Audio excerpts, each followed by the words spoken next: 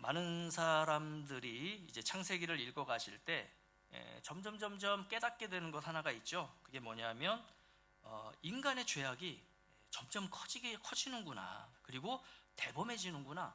또 심지어 그 영역이 확장되어져 가는구나. 이런 부분들일 거예요. 자, 그러면서 그로 인해 노아의 시대의 홍수의 심판 대목에서라던가 아니면 또 바벨탑 사건, 이런 내용들을 쭉 볼 때마다 점점 우리가 이렇게 소망을 잃어가게 되죠. 아, 이게 인간이구나, 너무 죄악되구나, 이렇게 심판받는 게 마땅하구나 라고 말이죠. 근데 우리가 이 창세기 말씀을 읽을 때 그렇게 소망을 잃어가면서 읽으실 필요는 없는 것 같아요.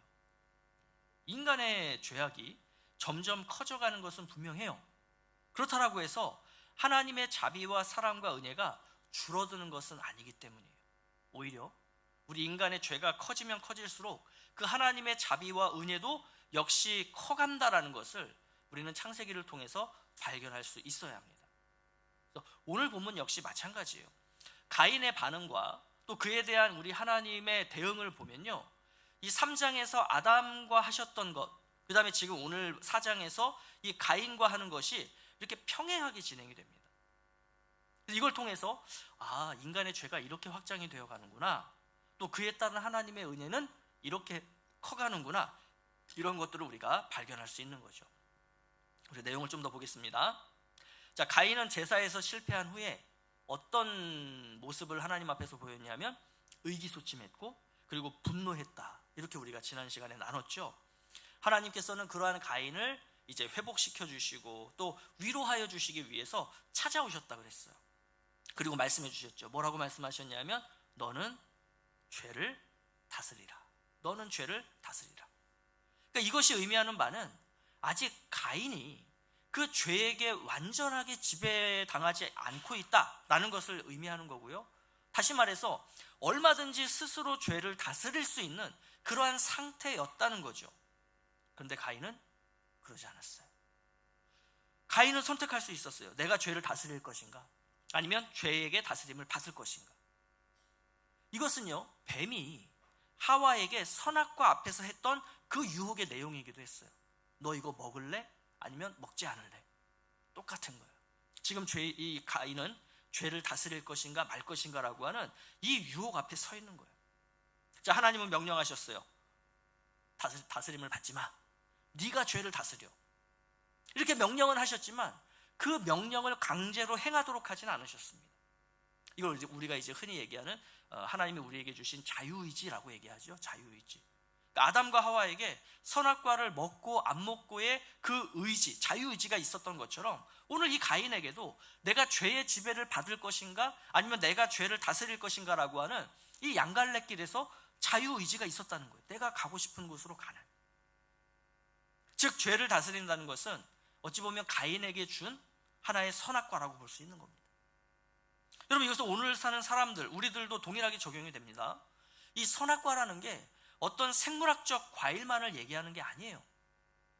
죄를 다스림이라고 하는 이런 성격을 가진 모든 것이 오늘날 우리 앞에 놓여져 있는 선악과라고 할 수 있습니다. 뭐 살인, 사기, 폭력, 이런 것들도 시작해서요, 시기라던가 미움이라던가 게으름, 이런 것들도 다 우리 앞에 놓여져 있는 일종의 선악과라고 할 수 있는 거예요. 그러면서 하나님은 분명하게 구분하시는 게 있어요. 그게 뭐냐면 우발적인 살인과 계획적인 살인은 다르다라고 말씀하세요. 이건 율법에서도 그 말씀을 하시고 오늘 본문에도 이게 드러나요. 즉 계획적 살인이라는 것은 뭐냐? 죄를 다스리지 못함에서 비롯된 하나의 양태, 삶으로 드러나는 모양이라고 할 수 있는 거죠. 여러분, 그렇다면 가인은 그렇게 하나님이 직접 찾아와 주시고 또 위로해 주시고 또 무엇이 정답인지 알려주시는 그 하나님의 은혜를 받았을까요? 다시 말해서 하나님이 명령하신 것처럼 너 죄를 다스려 라고 하는 이 명령에 순종했을까요? 가인은 동생 아벨에게 말합니다. 그리고 들에 있을 때 동생 아벨을 쳐 죽입니다. 여기서 이 쳐 죽이다라고 번역된 히브리어는 하라그라고 하는 단어예요. 근데 이 하라그라는 단어는 어떤 의미를 담고 있는 단어냐면 의도적 살인을 얘기합니다. 의도적 살인. 그러니까 우발적으로 살인을 한 게 아니라 가인의 살인은 의도적인 살인이었다라는 것을 이야기해주는 표현이에요. 즉 가인은 선악과를 내가 따먹기로 결정을 한 거예요. 내가 죄를 다스리지 않고 내가 죄의 다스림을 받겠다는 것에 자신의 자유의지를 사용했던 것입니다. 그래서 여러분, 이 내용을 이제 우리가 지난주의 내용하고 한번 이렇게 연결을 시켜서 우리가 한번 좀 생각을 해보면 좋겠어요. 지금 가인이 동생을 계획살인했잖아요. 그러니까 이게 언제 벌어져요? 이 일? 내가 동생을 계획해서 죽여야지. 이걸 언제 행해요? 하나님을 예배한 직후에 행했어요. 아이러니하죠. 하나님을 예배한 사람이 사람을 죽여요. 근데 여러분, 우리는 이 대목에서 야, 어떻게 예배를 드리고 그럴 수가 있어? 이러면서 깜짝 놀랄지 모르겠어요? 근데 여러분, 잘 생각해 보세요. 오늘날 대부분의 그리스도인들이 언제 죄를 범한다라고 생각하세요? 주일 예배를 이렇게 드리고 일주일 안에. 그죠? 여러분, 우리가 언제 죄를 범해요? 주일 예배를 드리고 그리고 일주일 안에 죄를 범해요. 이게 뭘 의미해요? 내가 가인이라는 거예요. 여러분, 내가 아벨이 아니에요. 우리가 지난주에도 얘기했잖아요. 여러분들이 이 예배를 드리면서 물론 아벨처럼 성공하는 예배자가 될 수도 있지만 가인처럼 성공하지 못하는 예배자가 될 수도 있다는 거죠. 그래서 어떻게 얘기했어요? 그 다음부터가 중요하다. 다시 말해서 월요일부터의 삶이 중요한데 많은 사람들이 아벨의 삶을 살아요? 아니라니까요. 가인의 삶을 살아요. 예배 직후에 월요일부터 토요일 이 사이에 우리가 범할 죄를 다 범해요. 그게 우리라고요. 다시 말해서 우리는 아벨이 아니라 우리는 가인이라는 겁니다. 근데 우리는 내가 가인이라는 생각을 잘 안 해요. 이 세상의 모든 가인들을 바라보면서 어떻게 저대로 살도록 내버려둘 수가 있느냐? 합당한 대가를 치르게 해야 된다. 이렇게 그냥 목에 핏대를 세우고 입에 거품을 물고 외치죠. 그러면서 하나님의 공의를 의심해요. 아니, 하나님이 살아계시다면 저 세상의 저 가인과 같은 자들을 왜 그냥 두십니까? 하나님이 심판하셔야죠. 벌을 내리셔야죠. 근데 만약에 우리가 얘기하는 그 논리대로라면 우리는 어떻게 돼야 돼요? 내가 가인이잖아요. 그러면 하루에도 몇 번씩 나라고 하는 존재, 이 가인과 같은 존재는 하나님의 심판을 받아야 하는 존재들인 거예요. 그러니까 왜 우리가 자꾸 이러한 삶을 우리 삶 가운데서 나타내느냐? 내가 가인이라는 것을 모르고 있어서 그래요. 적어도 나는 가인이 아니다. 이런 잘못된 어떤 그런 확신이 우리 안에 늘 있다는 거죠. 여러분, 그러면 하나님 진짜 어떻게 하셨을까요? 우리가 그렇게 핏대 세우고 목소리 높이는 것처럼 심판하셔야죠 이러셨을까요? 하나님이 그러한 우리의 생각과 마음에 진짜 그렇게 하셨을까요?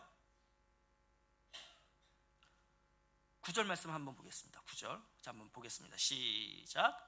여호와께서 가인에게 이르시되 내 아우 아벨이 어디 있느냐? 내 아우 아벨이 어디 있느냐? 그러니까 하나님이 지금 어떻게 하시냐면 즉각적으로 이렇게 심판을 탁 내리시는 게 아니에요. 형벌을 내리시는 게 아니에요.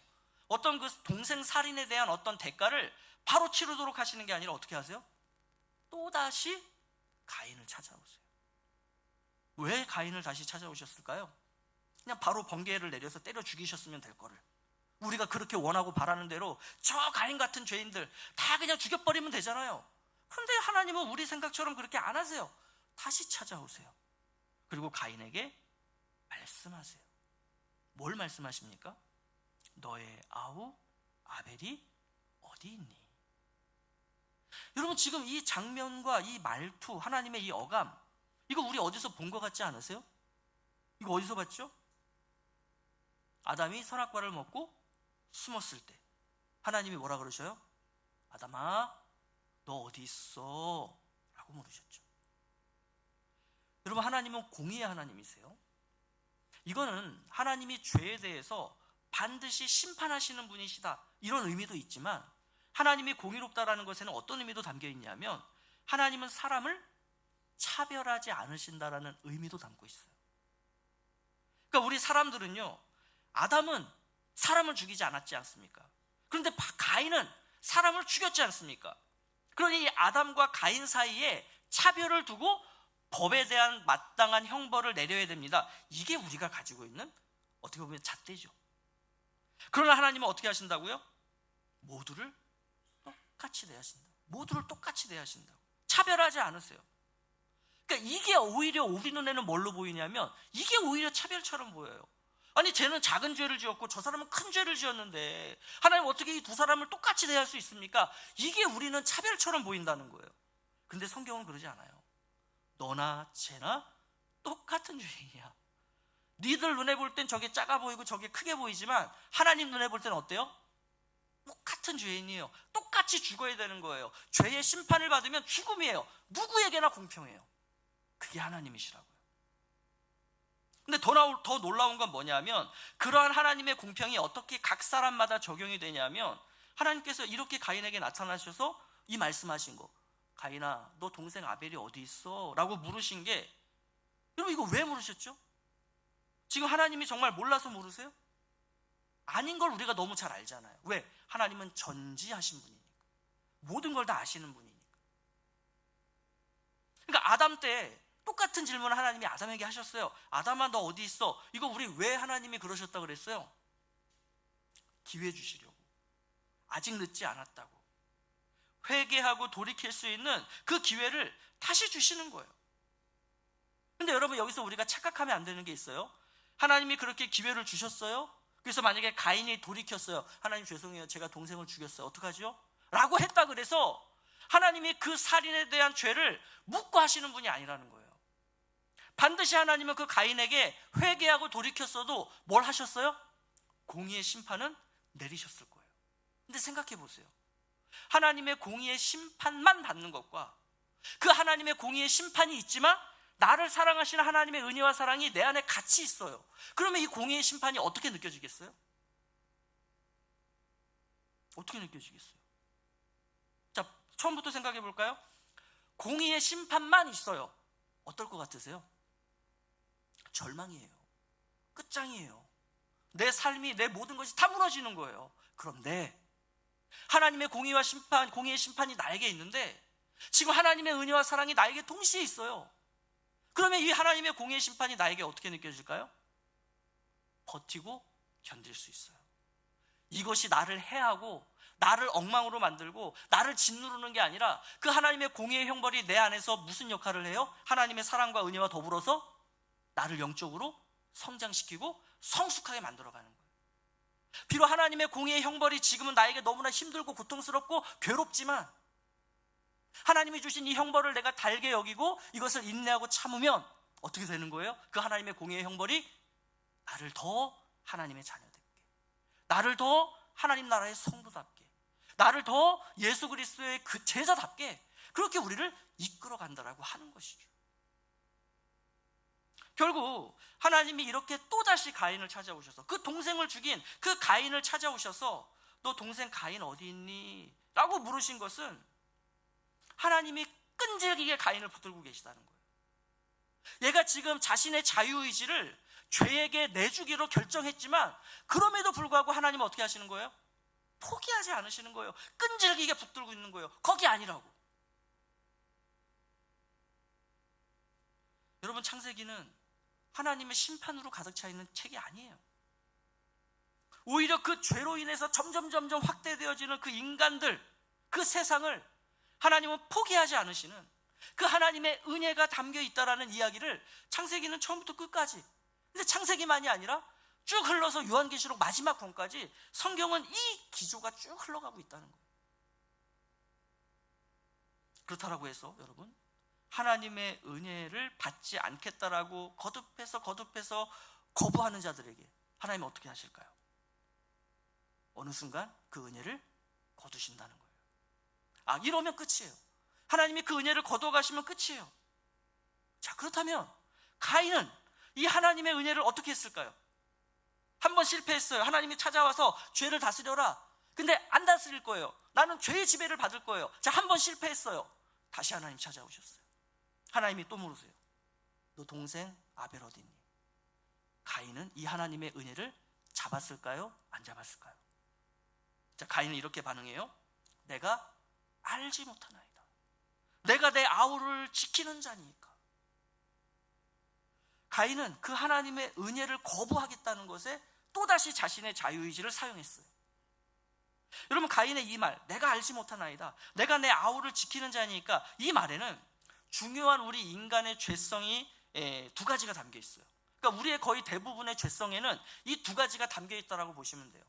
내가 일상의 삶 가운데서 범하는 죄에는요, 이 두 가지가 반드시 있어요. 그 첫 번째가 뭐냐면 거짓이에요. 거짓. 모든 죄는 거짓입니다. 죄는 거짓이라는 속성을 반드시 담고 있다는 거예요. 가인이 그랬어요. 나 모른대요. 여러분 왜 몰라요? 자기가 죽였잖아요. 또 그 시신을 어디에 유기했는지 알고 있잖아요. 그런데 모른다고 잡았대요. 여러분 이게 죄예요. 죄는요, 어떤 양상이 있죠. 근데 그 양상이 나타나기 전에 반드시 뭐가 있냐면 거짓이라는 게 있다는 거예요. 그 눈에 보이지 않는 거짓이 우리 삶 가운데 죄라고 하는 양상으로 드러나는 거예요. 자, 이와는 반대로 하나님은 전지하신 분이시지, 모든 걸 다 아시는 분이시지, 나는 하나님을 속일 수가 없지. 자, 이렇게 하나님의 하나님 되심을 인정하는 자들은 뭘 할까요? 죄 앞에서 회개하는 거예요. 회개하는 거예요. 그래서 여러분, 회개는요, 우리가 하나님의 하나님 되심을 인정할 때 나타나는 우리 그리스도인들의 대표적인 그 행위가 뭐냐? 그게 바로 회개입니다.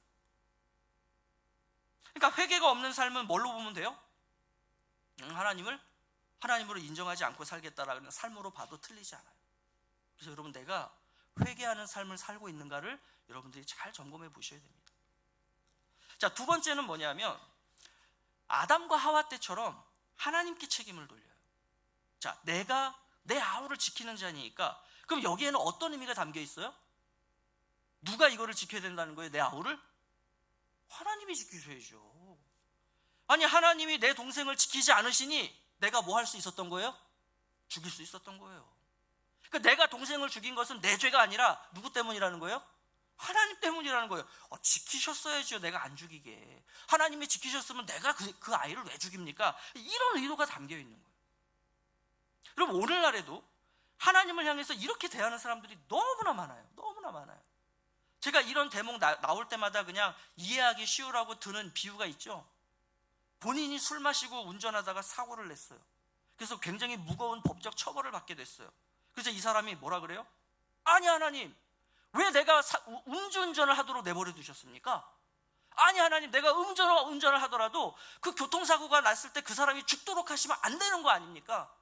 왜 나를 막지 않으시고 왜 그 사람을 보호해 주지 않으셔서 내가 음주운전을 함으로써 이런 사고를 해서 내가 이런 큰 형벌을 받게 하십니까? 라고 하나님 앞에 책임을 돌리는 거예요. 우리 아이들은 어때요? 시험 기간 내내 공부하지 않고 놀다가 시험 딱 봤는데 성적이 엉망이죠. 뭐라 그래요? 아니, 하나님, 왜 나한테 지혜를 주시지 않으셔가지고 왜 내 성적이 이렇게 떨어지냐고, 하나님 때문에 엄마한테 혼나고 하나님 때문에 아빠한테 받는 용돈 줄어들었고 막 이러는 거죠. 누구 잘못이에요? 근데 이게 죄예요. 이게 죄예요. 이게 가인에게만서만 나타나는 모습이 아니라 오늘날 우리가 살아가는 이 삶 속에서 늘 우리가 하나님 앞에 하는 게 이런 죄예요. 그러니까 우리는 기도의 형식을 빌어서 뭔가 고귀하고 아름다운 어떤 내용을 하나님 앞에 아뢰는 것 같지만 그 내용을 자세히 뜯어봐서 내 내면 깊숙이 들어가 보면 내 안에 뭐가 있어요? 하나님이 지금 안 해주고 계시잖아요. 하나님 책임이죠. 내가 왜 이렇게 못 살고 있는데, 내가 왜 이렇게 힘든데요, 내가 왜 이렇게 아픈데요, 다 하나님 때문이죠. 그 전에 이게 하나님 때문이라고 하기 전에 왜 이런 일이 발생했는가를 내가 어떻게 해야 돼요? 점검해 보셔야죠. 그게 회개라고요. 그게 회개라고요. 자, 이러한 가인의 모습은요, 이 3장에서 아담과 하와의 모습과 여러 면에서 겹쳐요. 그리고 그 정도가 점점 어떻게 되느냐? 확대가 되고 있어요. 커지고 있어요. 아담의 죄가 커졌죠. 아담은 죄를 범한 후에 하나님을 피해서 숨기도 하고 또 하나님 탓과 아내 탓을 하는 정도였어요. 이걸 우리가 이렇게 표현할 수 있어요. 죄를 감추기 위해서 소극적인 행동을 했다. 그죠? 그러니까 죄를 감추기 위해서 굉장히 소극적인 모습을 보여줬어요. 자, 그런데 가인은 어떻게 합니까? 죄를 감추기 위해서 적극적인 악행을 행했다는 거예요. 동생을 죽여요. 그리고 거짓말을 해요. 심지어 하나님께 대항해요. 이게 가인이었다고요. 죄는 이렇게 확장성을 가지고 있습니다. 누가 뭘 하나를 지으면 그 다음 사람은 이거보다 더 큰 죄를 범한다는 거예요. 자, 그럼에도 불구하고 하나님은 이 아담에게 하셨던 것처럼 또 어떻게 하세요? 이 가인에게 찾아와 주셨고, 그리고 그 가인에게 돌이킴과 회복의 기회를 거듭해서 주셨던 거예요. 그러나 어떻게 했다고요? 가인은 하나님의 은혜를 거듭해서 거절했어요. 그 결과 하나님의 공의의 심판을 받게 됩니다. 자, 가인이 받게 되는 심판의 내용을 보면요, 이 아담 때와 비교해서 죄가 커진 것처럼 그 심판의 내용도 어떻게 되냐면 커져요. 이거 우리가 발견하게 돼요. 자, 12절 말씀 같이 한번 보겠습니다. 내가 시작.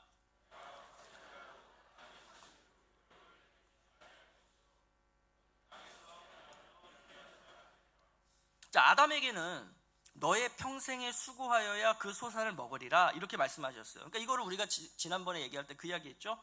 내가 수고하고 노력한 만큼 그래도 세상이 나에게 땀의 그 수고를 돌려준다. 일한 만큼 받게 해준다. 그래도 이런 어떤 것이 있었는데 가인 대에 이르러서 이 내용이 어떻게 바뀌어요? 더 무거워져요. 네가 밭을 갈아도 땅이 다시는 그 효력을 너에게 주지 않게 될 거다. 그러니까 다시 말해서 내가 수고하고 노력했어요? 그만큼 돌려주지 않는 게 죄로 물든 세상이라는 얘기예요. 여러분, 이게 농사만 그럴까요? 오늘날 우리 삶도 마찬가지잖아요. 내가 정말 아침 일찍 출근해서 밤 늦게까지 정말로 땀 흘리면서 수고하는데 정작 내 손에 들어오는 그 수고에 대한 대가는 어떻습니까? 적어요. 반면에 어떤 사람들은 정말 1시간도 일하지 않는 것 같은데 세상 사람들이 만져볼 수 없는 그러한 엄청난 대가를 그 손으로 받아요. 이게 죄로 물든 세상이라고. 그러면서 우리가 어떻게 해요? 그 세상에 편승하고 싶어 하는 거예요. 나도 조금이라고 많이 벌고 싶다. 이게 죄라 그랬죠? 이게 죄라 그랬어요. 자, 그러면서 이 가인은 또 다른 가혹한 형벌을 받는데 그게 뭐냐면 농부였어요. 나는 지금 태어나서 지금 일평생을 농부로 살았던 사람인데 너 이제 농부 모태가 되는 거야. 너 이제 농부 아니야. 너는 이제부터 농사를 짓지 못하고 떠도는 생활, 방황하는 삶을 살게 될 거야. 이게 하나님이 내리신 형벌이에요. 자, 이러한 형벌을 받은 가인은요, 자신의 죄에 대한 벌이 너무 무겁고 너무 가혹하다며 하나님께 항소를 합니다. 웃기죠? 자기가 지금 동생을 죽인 거는 생각 안 하고 내 죄 벌이 너무 무겁습니다. 너무 가혹합니다. 이러고 있어요.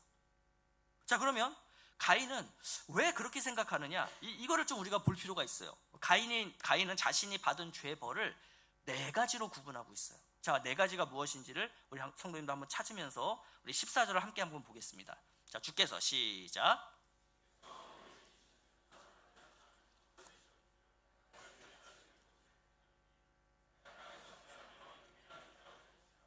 무릇 나를 만나는 자마다 나를 죽이겠나이다. 이렇게 돼 있어요. 우리 잠깐만 띄워주시고. 자, 이 4가지 중에서 붉은색으로 표시된 내용은 뭐냐면 이미 하나님께서 앞에서 말씀하신 내용이에요. 너 이렇게 될 거야. 그게 이제 붉은색 내용입니다. 자, 그러면 파란색 내용은 뭐냐면 이 2가지에 따라서 하나님이 말씀하신 2가지에 따라서 저에게 이런 문제가 발생하지요? 라고 묻는 거예요. 자, 그러면 재밌는 표현이 여기서 등장하는데 첫 번째 표현은 뭐냐면 주의 낯을 배웁지 못하리니 라고 하는 표현이 등장해요. 그러니까 여러분 이랬을 것 같아요. 이거는 이제 성경이 말씀하시는 것은 아니지만 아마도 이 에덴 동산에서 처음으로 쫓겨난 아담과 하와, 그리고 이제 그 아담과 하와의 자녀들이 있지 않았겠습니까? 이 자녀들은 우리가 언젠가 저 에덴 동산으로 돌아가서 하나님을 볼 때가 올 거야 라는 일종의 어떤 소망을 가지고 살았던 것 같아요. 다시 말해서 이들이 거주했던 곳은 그 다시 돌아가길 소망하는 에덴 동산이 보이는 곳이었을 겁니다. 근데 그곳에서 지금 또 추방을 당하는 거예요. 이게 가인은.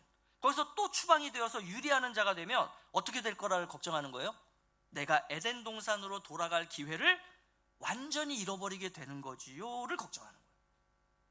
그러니까 이거를 우리가 이렇게 표현하면 돼요. 뭐냐면 죄라고 하는 것, 죄로 인해서 우리에게 어떤 일이 벌어지느냐, 하나님의 사랑으로부터 멀어진다라는 것을 가인은 본능적으로 알았다는 거예요. 그러니까 죄 때문에 내가 받는 형벌의 성격이 뭐냐, 하나님의 사랑으로부터 멀어지는 것이구나를 가인은 알았다는 거죠. 자, 그러면서 이제 또 하나의 재밌는 표현이 뭐냐면 나를 만나는 자마다 나를 죽이겠나이다. 아까도 얘기했듯이 자기가 동생을 죽였으면 하나님의 법은 어떤 거예요?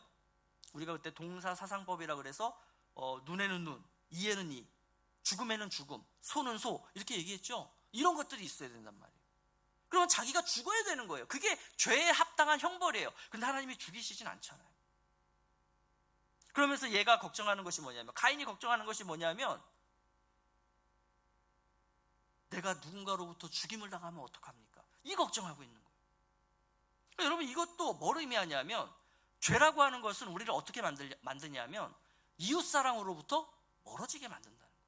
이웃사랑으로부터 멀어지게 만든다. 그러니까 지금까지 사랑하고 살았던 사이였는데 죄가 들어오니까 어떻게 돼요? 서로가 서로를 죽이는 관계가 되어버린 거예요. 이게 죄라고요.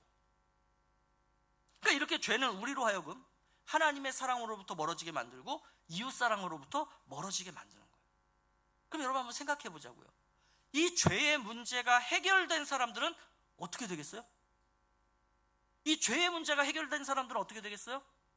다시 하나님과 사랑하는 관계 속으로 놓이게 되고 이웃과 사랑하는 관계 속으로 놓이게 되는 거죠. 그래서 예수님이 율법의 근본 정신이 뭐라고요? 하나님 사랑, 이웃 사랑. 우리가 예수를 믿는 자들이 이 세상에서 어떤 삶을 살아야 된다고요? 우리가 어떻게 구원받을 수 있다고요? 그 구원의 조건은 아니지만 구원받은 사람이라면 이런 삶을 살아야 돼 라고 예수님께서 가르쳐 주셨는데, 그게 뭐냐면 내 마음을 다하고 뜻을 다하고 성품을 다하고 모든 것을 다해서 내 하나님을 사랑하고 너의 이웃을 내 몸과 같이 사랑하라. 그러니까 이게 그냥 그렇게 해야지가 아니에요. 죄의 문제가 해결된 사람들은 그런 상태가 되었다는 거예요. 그러니 어떻게 하라고요? 이걸 알고 이러한 삶이 뭘까를 내가 끊임없이 기도하고 말씀을 통해 찾고 하나님의 뜻이 무엇인지를 찾아서 삶 속에서 그렇게 살라는 거예요. 왜? 너희들은 이미 그런 존재가 됐으니까. 가인은 죄로부터 멀어졌어요. 죄로 인해서 하나님의 사랑에서 멀어졌고 이웃 사랑에서 멀어졌지만 우리 그리스도인들은 다시 이 죄의 문제가 해결됐기 때문에 하나님과 사랑할 수 있는 존재, 이웃을 사랑할 수 있는 존재가 된 거예요. 여러분, 결국 이 가인은 자신이 범했던 살인, 그 다음에 하나님을 하나님으로 인정하지 않았던 것, 이걸 지금 어떻게 여기고 있냐면 그걸 되게 작은 걸로 여겨요. 뭐 이 정도 가지고. 그런데 내가 당하게 될 그 불이익과 어려움에 대해서는 이걸 굉장히 심각하게 여기고 엄청 크게 여겼던 거예요. 그래서 우리가 이런 사람들을 가리켜서 요즘은 뭐 내로남불, 그죠? 내가 하면 로맨스, 남이 하면 불륜. 이게 다 가인 때부터 있었던 거예요. 또 다른 사람의 눈에 티는 되게 크게 보이고 내 눈에 있는 들보는 되게 작게 보는, 이게 오늘날에만 나타나는 죄악의 모습이 아니라 이미 죄가 처음 들어왔던 그 태초의 시대부터 있었던 죄악의 모습이다라고 하는 겁니다. 여러분, 그렇다면 자신이 범한 죄에 대해서는 무감각하고 그것에 대해서 내가 받아야 할 형벌에 대해서는 너무 지나치다라고 항소하고 있는, 어찌 보면 이 죄악된 인생, 이 이기적이고 파렴치하고 뻔뻔한 이 가인에 대해서 여러분, 하나님은 어떻게 하셔야 될까요? 여러분이 하나님이라면 이 가인 이제 어떻게 하시겠어요? 2번 기회를 줬잖아요. 어떻게 하시겠어요? 야, 이제 2 스트라이크, 3 스트라이크 아웃이야, 끝이야. 그리고 이제 형벌을 내려요? 때려요? 죽여요? 하나님 그런 분이실까요? 자, 15절 말씀 같이 한번 보겠습니다. 시작. 여호와께서 그에게 이르시되 그렇지 아니하다. 가인을 죽이는 자는 벌을 7배나 받으리라 하시고 가인에게 표를 주사 그를 만나는 모든 사람에게서 죽임을 면하게 하시니라.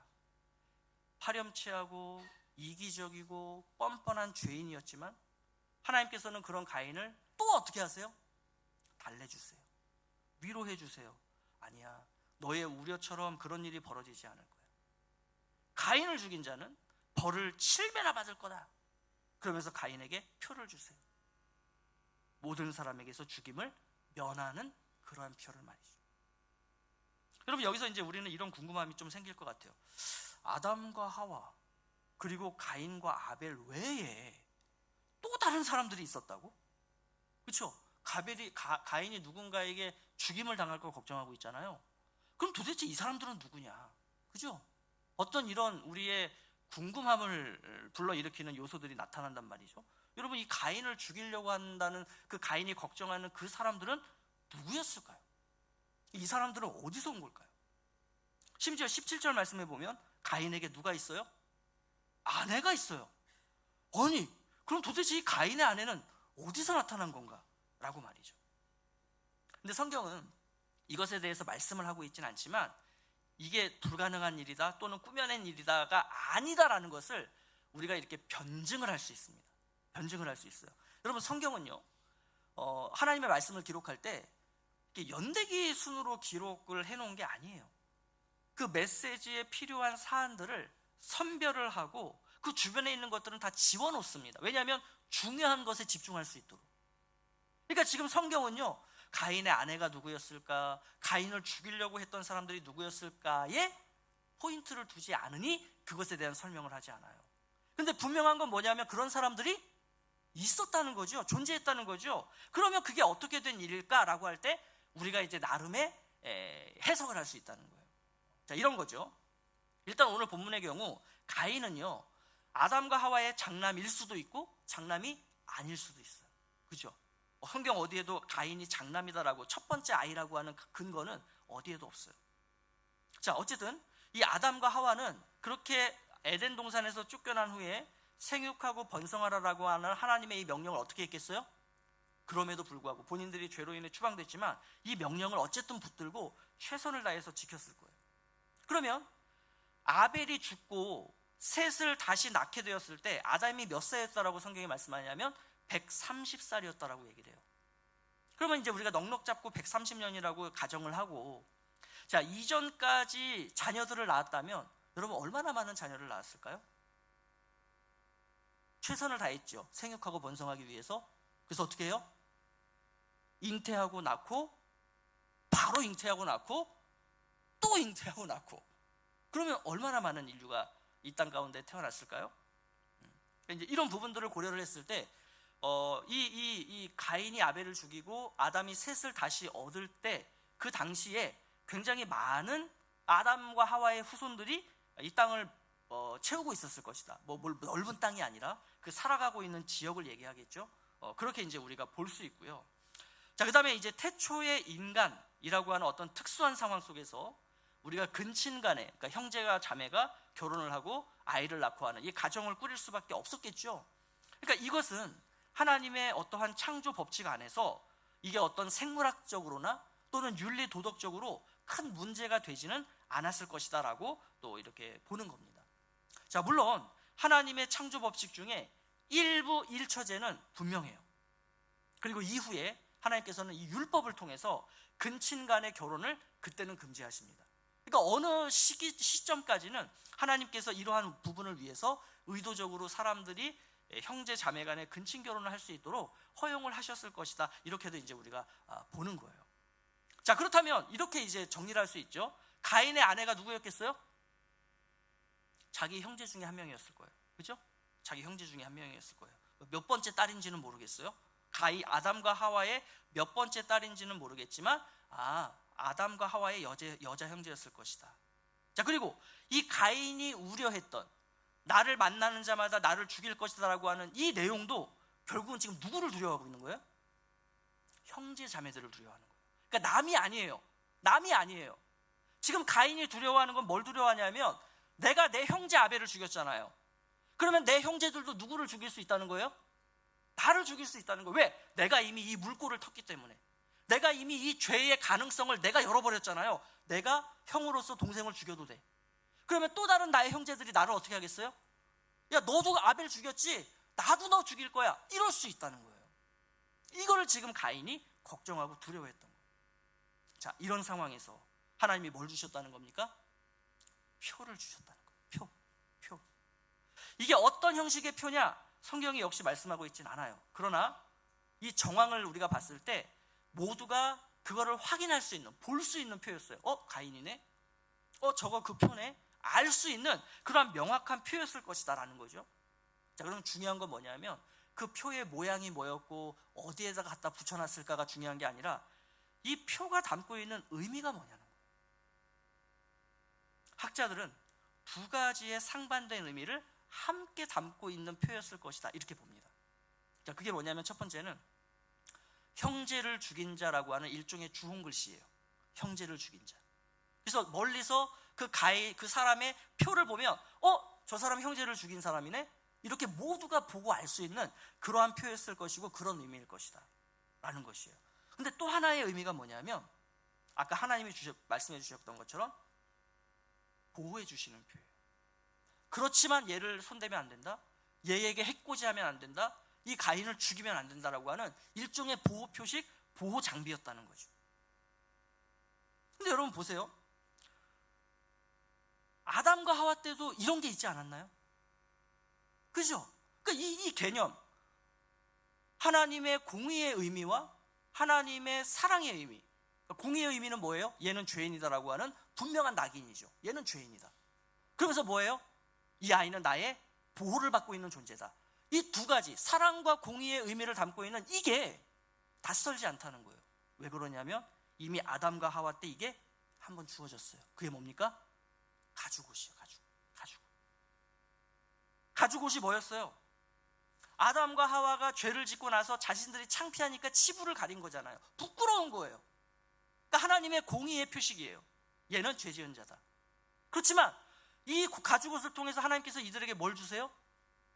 그 치부를 가릴 수 있도록 해주는 사랑과 은혜를 주셨단 말이에요. 자, 가죽옷 그리고 가인의 표는 이처럼 이 하나님의 공의와 사랑을 함께 보여주는 상징적인 것들이었습니다. 그리고 이것이 실체가, 이것의 진짜가 인류의 역사 속에 비로소 나타나게 돼요. 그게 뭘까요? 그게 바로 예수 그리스도의 십자가예요. 십자가. 여러분, 십자가는 저주와 수치의 상징이었어요. 하나님께 저주를 받은 자마다 나무에 달릴 것이다. 그게 십자가였다고요. 하나님의 저주의 상징. 그런데 원래는 그 저주의 상징인 십자가에 누가 달려야 돼요? 오늘의 가인인 내가 달려야죠. 가인인 우리가 달려야죠. 그런데 그러한 우리를 끄집어 내리시고 그 십자가에 누가 달리십니까? 예수님이 가서 대신 죽으시는 거예요. 나와 이 세상의 모든 가인들의 죄를 그분이 다 짊어지시고 그 십자가에서 죽어가셨던 거예요. 그로 인해 우리가 죄로부터 구원받았다라는 표현을 그래서 하는 거죠. 그래서 그 후부터, 예수님이 그 십자가에서 죽으신 후부터 그 십자가의 의미는 바뀌어요. 뭘로 바뀝니까? 저주와 수치의 상징이면서 동시에 하나님이 우리를 사랑하신 사랑이다라고 하는 그 의미가 하나가 더 붙는 거예요. 그래서 성경은 이 예수님의 십자가에 대해서 뭐라고 표현합니까? 하나님의 사랑과 하나님의 공의를 동시에 만족시키신 놀라운 하나님의 은혜다. 그죠? 그럼 여러분 한번 생각해 보자고요. 가인의 때에 비했을 때 오늘날 우리 인간의 죄악은 어떻다라고 생각하세요? 가인 때보다 착해졌어요? 가인 때보다 우리는 죄 많이 안 져요? 어때요? 더 확장됐죠. 더 커졌죠. 그러니 우리는 절망할 수밖에 없는 거예요. 아니, 이게 사람 사는 세상이냐? 아니, 하나님이 이 세상을 다스리시고 통치하신다면 왜 지금 이 세상이 이렇게 이 죄악으로 더 들들들들 끓고 있느냐라고 말이죠. 근데 여러분, 인간의 죄가 커질수록 하나님의 사랑과 은혜가 어떻게 된다라는 걸 오늘 우리는 보게 됩니까? 커진다라는 걸 보게 되죠. 인간의 죄와 하나님의 사랑은 반비례하는 게 아니라 정비례로 늘어나요. 아니, 오히려 더 하나님이 더 큰 사랑을 주세요. 그러니까 이 세상이 왜 예전보다 더 많은 죄인들이 많고 더 많은 죄악들이 들끓고 있는데 왜 하나님이 그걸 내버려 두시느냐? 우리가 오늘 봤잖아요. 왜 내버려 두시는지. 하나님의 사랑은 포기하지 않는 사랑이에요. 하나님의 은혜는 끈질긴 은혜예요. 그래서 지금 그 끈질긴 은혜와 사랑이 가인 때보다 더 커져서, 왜? 인간의 죄가 더 커졌으니까 하나님의 은혜와 사랑도 더 커져서 지금 우리를 그 은혜와 사랑이 끈질기게 붙들고 있는 거예요. 왜? 돌이키라고. 아직 늦지 않았다고. 아직 회개할 기회가 있다고 말이죠. 그런데 그 하나님의 은혜가 영원하다라고 했습니까? 영원하지 않다고요. 우리가 계속해서 그 은혜를 거부하면 어느 순간 하나님이 그 은혜를 걷어가신다고요. 끝이에요. 그럼 그 은혜가 걷어가실 때가 언제예요? 그게 바로 예수 그리스도의 재림의 때인 거예요. 그때까지 아직은 세상이 기회가 있어요. 수많은 가인들이 있고 오히려 처음 가인보다 더 악독한 가인들이 많지만 하나님의 은혜와 사랑이 더 커져서 지금 그들을 붙드시고 끈질기게 포기하지 않으시고 하나님은 그렇게 사랑과 은혜를 베풀고 계시다. 여러분, 그러면 이런 상황 속에서 성도인 우리는 어떻게 살아가야 될까요? 이걸 알았어요. 깨달았어요. 아, 그렇구나. 우리의 죄가 커지면 커질수록 하나님의 은혜와 사랑은 더 커지는구나. 이거 알았단 말이죠. 그럼 우리 어떻게 살아야 돼요? 그렇게 생각하실까 봐, 지금 머릿속에서 생각하시는 그 생각들을 하실까 봐 사도 바울이 로마서에서 이렇게 얘기했어요. 자, 우리 로마서 말씀 같이 보죠. 자, 그런즉 시작.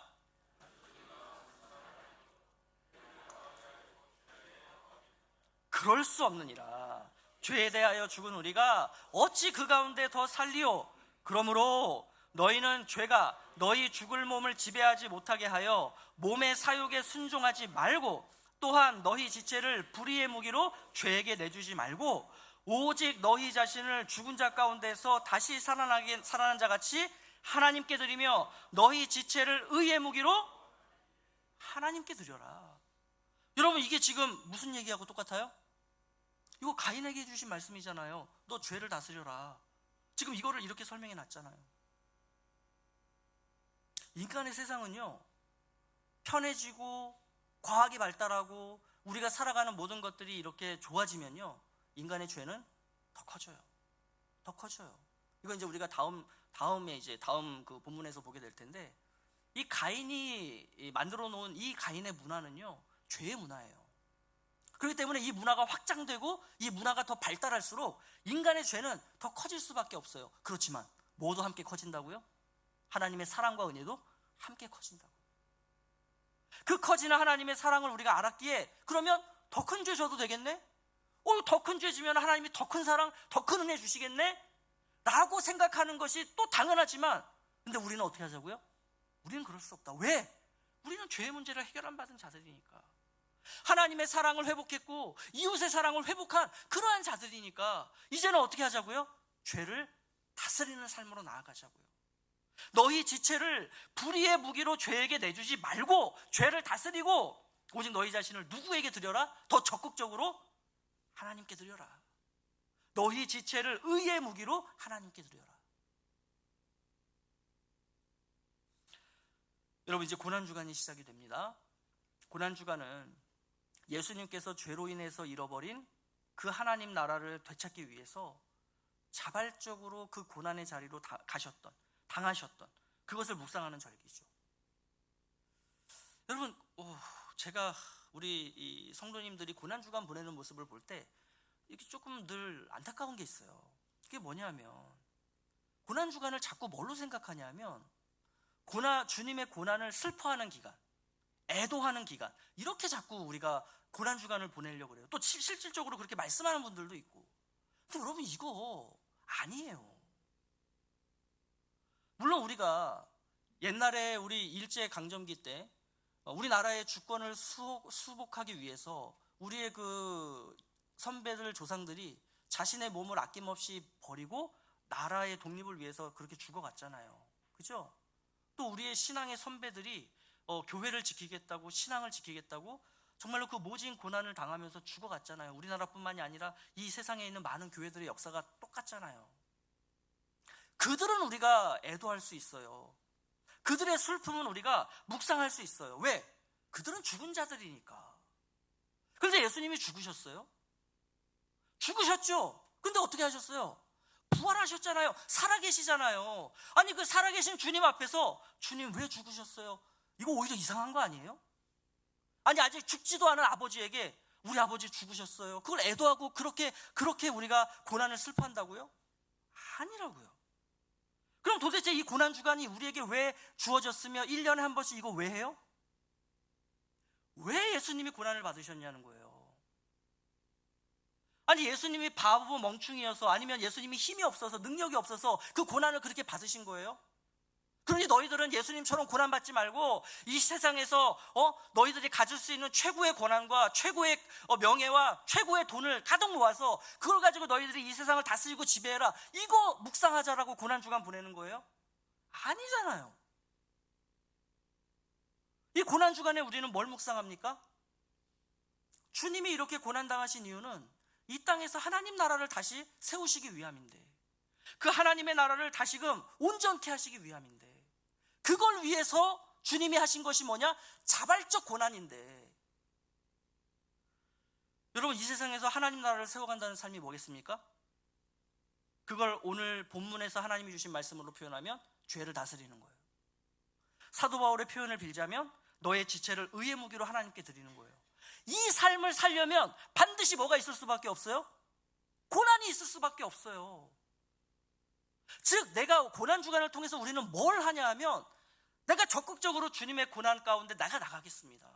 주님이 나를 위해서, 하나님의 나라를 위해서 그 고난을 당하셨던 것처럼 이제 나도 이 땅에 하나님 나라를 세우고 확장시키기 위해서 세상의 어떤 좋은 것, 그 가인의 문화들을 따르지 않고 나는 적극적으로 자발적으로 나는 그 고난의 자리 가운데 내가 나가겠습니다. 하나님, 제가 사실 지금까지 이게 너무 힘들고 괴로워서 저 이런 삶 안 살려고 했는데 제가 이제는 그 삶을 살겠습니다라고 이 고난 주간에 각오하고 결단하고 나가는 거예요. 그러니 자꾸 우리가 이 고난 주간에 어설픈 이야기들, 말도 안 되는 이야기들에 휩쓸려 다니지 마시고, 왜 우리가 고난 주간을 보내는가, 예수님의 그 부활이 오늘 우리에게 무슨 의미가 있는가, 그것을 묵상하시며 이 가인이 아닌 죄를 지배하고 다스리는 삶, 사도 바울이 말한 것처럼 그 지체를, 우리의 지체를 불의의 무기로 내주지 않고 어떻게 우리가 하나님께 드리며 이 지체를 의의 무기로 하나님께 내어드릴 수 있겠는가. 그럼 이것들을 우리가 묵상하고 또 고민하시고, 또 고민만 하지 말고 이제는 우리가 적극적으로 그 자리, 그 삶을 우리가 살아가겠노라 결단하는 거예요. 마무리하겠습니다. 이제는 여러분 더 이상 이 가인된 우리의 모습, 이렇게 주일날 예배 잘 드리고 월요일부터 토요일까지 온갖 죄 다 짓고 또 주일날 와서 예배 드리고, 언제까지 이런 가인의 삶을 사시겠습니까? 이러한 모습들을 버리고 우리의 전인격을 하나님께 그 의의 무기로 내어드리는 그런 참된 하나님 나라의 백성들 되시기를 예수 그리스도의 이름으로 축복합니다.